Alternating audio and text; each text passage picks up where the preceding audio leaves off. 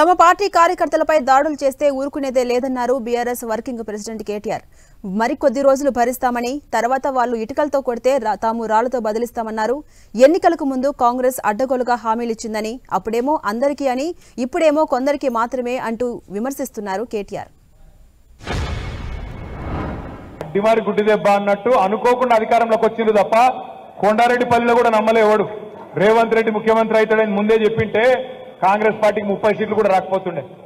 ఏదో అనుకోకుండా గాలివాటంగా తంతె గారెల బుట్టలో పడ్డట్టు వాళ్ళు కూడా ఊహించుకోలే, వాళ్ళు కూడా అనుకోలే, వాళ్ళు కూడా కలగనలే.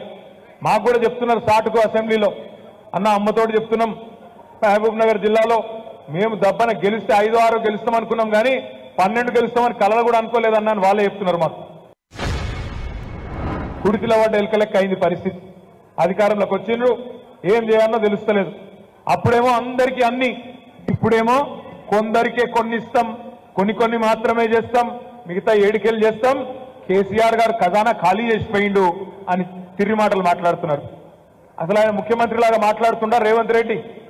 సెక్రటేరియట్కి వచ్చి లంకె బిందెలు ఉంటాయనుకొని వచ్చినా ఖాళీ కుండలు ఉన్నాయి, లంకె బిందెలు అన్ని పోయినాయి అంటున్నారు. కేసీఆర్ గారు మాకు చెప్పినారు, అసెంబ్లీకి పోతుంటే ఒకటే మాట అన్నాడు, తొందరపడకండి, తొందరపడి విమర్శలు చేయకండి.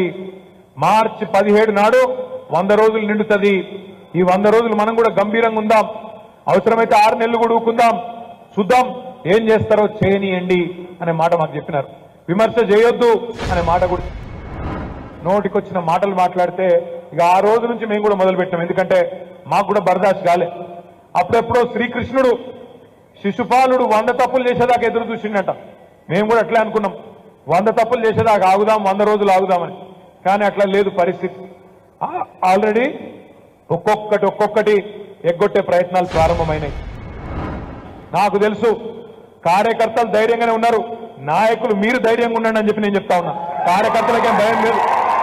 ఎందుకంటే గ్రామాన కరడు గట్టినోళ్ళు ఏ పదవి ఆశించకుండా, ఏ లాభం ఆశించకుండా, కేవలం కేసీఆర్ గారి మీద ప్రేమతో, తెలంగాణ మీద ప్రేమతో ఉన్న వాళ్ళు లక్షల మంది ఇలా గ్రామాల్లో ఉన్నారు. ఏమన్నా స్వార్థం ఉంటే నాకు ఫలానా పదవి రాలే, నాకు ఫలానాది రాలే, నాకు ఫలానా గౌరవం రాలే అని నాయకులకు ఉండొచ్చు తప్ప కార్యకర్త